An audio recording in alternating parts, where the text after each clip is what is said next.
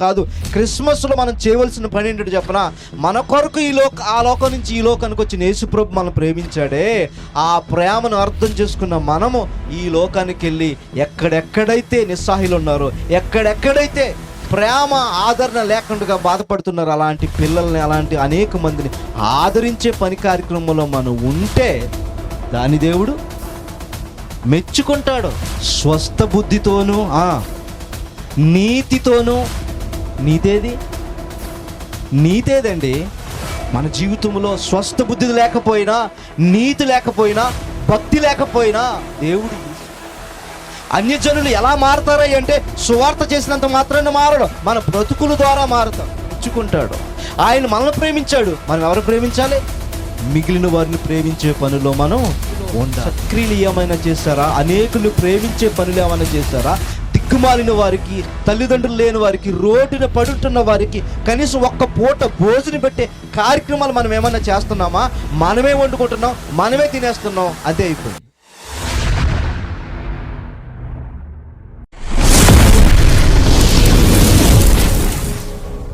యేసుక్రీస్తు మహిమ యొక్క ప్రత్యక్షత కొరకు ఎదురు చూచుచు ఈ లోకములో అది స్వస్థ బుద్ధితో ఉండాలట. ఏ బుద్ధి ఉండాలి? స్వస్థ బుద్ధి ఉండాలట. స్వస్థ బుద్ధితోనూ నీతితోనూ. నీతేదండి. స్వస్థ బుద్ధి, నీతేది. ఏమండి, ఈరోజు మనం ఇలా క్రిస్మస్లో చక్కగా హ్యాపీ క్రిస్మస్ అని చెప్పుకుని వెళ్ళిపోతాం. భోజనం పెడితే భోజనం చేసి వెళ్ళిపోతాం. రేపటి నుంచి మళ్ళీ సోమవారం నుంచి సీరియల్స్ స్టార్ట్ అవుతాయి. సీరియల్స్ చూసేస్తాం మనం. అవునా? ఏమండి, చాలామంది సంఘానికి 8:30కే వస్తారట. ఎందుకు వస్తారు? 8:30కి ఒక సీరియల్ వస్తుందంట. ఆ సీరియల్ అయిపోయే వరకు అంట పాస్టర్ గారు ఎంత గొగ్గోలు పెట్టినా సరే సంఘానికి అటెండ్ అవ్వరట. సీరియస్గా మనం చేసే పని ఏంటంటే సీరియల్ చూస్తుంటాం, అక్కడ బోధినేస్తాం, ఇక్కడ సీరియల్ చూసేస్తాం, సినిమాలు చూసేస్తాం. ఏది నీతి లేదు. ప్రతి కార్యక్రమంలోనూ పార్టిసిపేట్ చేసేస్తాం, ప్రతి ఈవెంట్లోనూ మనం ఉంటాం, అన్ని మాటలు వింటాం, కానీ మన బుద్ధి మాత్రం మార్చుకోం. చరిత్ర మార్చేశాడు ప్రభు అన్నది మన కాదు. చరిత్రలో నీ జీవితం మారిందని ప్రభు చూస్తుంటాడు.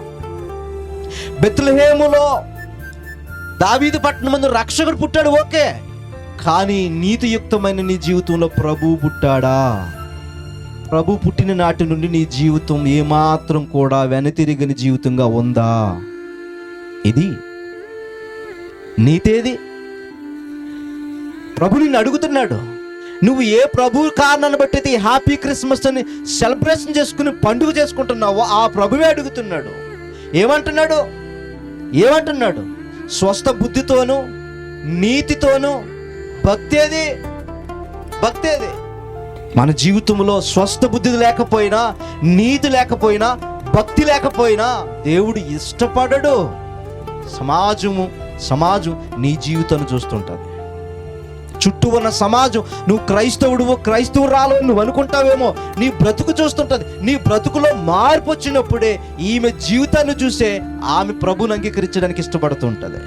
నీలో మార్పు లేనప్పుడు నువ్వు మాత్రం క్యాజువల్గా బ్రతుకుతుంటే ఆమె జీవితంలోనికి మార్పు రాదో. అన్యజనులు ఎలా మారతారా అంటే సువార్త చేసినంత మాత్రాన మారడు, మన బ్రతుకుల ద్వారా మారుతారు. క్రిస్మస్ అని మనం చెప్పుకుని మన భోజనాన్ని తినేసి వెళ్ళిపోవడం కాదు. క్రిస్మస్లో మనం చేయవలసిన పని ఏంటంటే చెప్పనా, మన కొరకు ఆ లోకం నుంచి ఈ లోకానికి వచ్చిన యేసుప్రభు మనం ప్రేమించాడే, ఆ ప్రేమను అర్థం చేసుకున్న మనము ఈ లోకానికి వెళ్ళి ఎక్కడెక్కడైతే నిస్సహాయులు ఉన్నారో, ఎక్కడెక్కడైతే ప్రేమ ఆదరణ లేకుండా బాధపడుతున్నారు అలాంటి పిల్లల్ని, అలాంటి అనేక మందిని ఆదరించే పని కార్యక్రమంలో మనం ఉంటే దాని దేవుడు మెచ్చుకుంటాడు. ఆయన మనల్ని ప్రేమించాడు, మనం ఎవరు ప్రేమించాలి? మిగిలిన వారిని ప్రేమించే పనిలో మనం ఉండాలి. ఇప్పుడు ఎవరైతే యేసుక్రీస్తు వారు వద్దనుకుని, ఎవరైతే మత గ్రంథం అనుకుని, ఎవరైతే ఈయన మా దేవుడు కాదనుకుంటున్నారో వారు మారే విధంగా మన సత్క్రియలు ఎలా ఉండాలట? దేవుడు మహిమపరిచే విధంగా ఉండాలంట.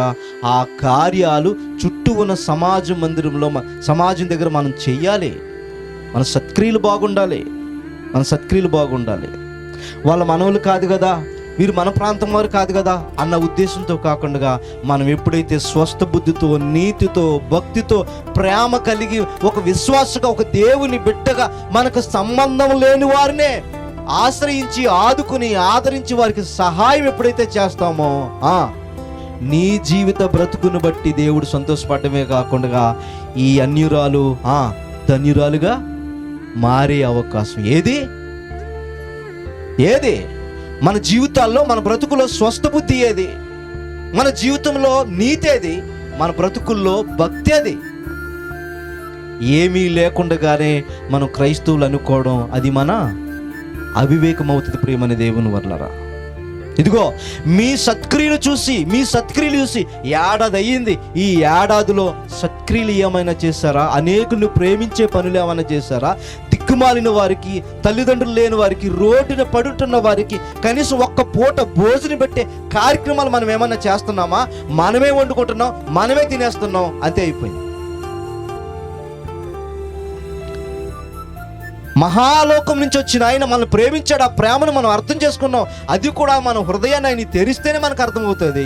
మనం అర్థం చేసుకున్నాం, మనం పిల్లలుగా మారిన మనము మనలాగే అందరూ మారాలన్న పనిలో మనం ఏమన్నా ఉన్నామా? సంతోషించి హ్యాపీ క్రిస్మస్ అని భోజనాలు అయితే భోజనాలు తినేసి వెళ్ళిపోదామా? ప్రేమని దేవుని వర్లారా, మన బ్రతుకుల్లో దేవుడు మనం ఏదో తన కొరకు చెయ్యాలని ఇష్టపడుతున్నాడు. మన కొరకు తన కుమారుని పంపినప్పుడు, మన కొరకు ప్రభువైన యేసుక్రీస్తు అని లోకానికి పంపినప్పుడు మనము కూడా లోకానికి వెళ్ళాలి, సర్వలోకానికి వెళ్ళాలి, సర్వ సృష్టికి సువార్త ప్రకటించాలి, వాక్యాన్ని ప్రకటించాలి. దుర్మార్గంలో ఉంటున్న వారిని, పాపంలో పడి ఉన్న వారిని మనము కూడా ఏం చేయాలి? తీసుకురావాలి, సేవ్ చేయాలి. అది వార్త ద్వారా సేవ్ చేయాలి, మన బ్రతుకులు, మన ప్రవర్తన ద్వారా చేయాలి. మన ఇంటి పక్కన వారు ఎవరైనా ఉన్నారనుకోండి, వాళ్ళకి మనకి సంబంధం లేకపోయినా సరే, వారు ఏమైనా కష్టంలో ఉంటే, వారు ఏమైనా ఆపదలో ఉంటే, వారు ఏమైనా హాస్పిటల్లో ఉంటే, వారి కోసం ప్రత్యేకమైన శ్రద్ధ తీసుకుని మన ప్రేమ ఆధారాలతో వాళ్ళని క్రీస్తులోనికి నడిపించాలి. అది కోరుకుంటున్నాడు దేవుడు, అది కోరుకుంటున్నాడు.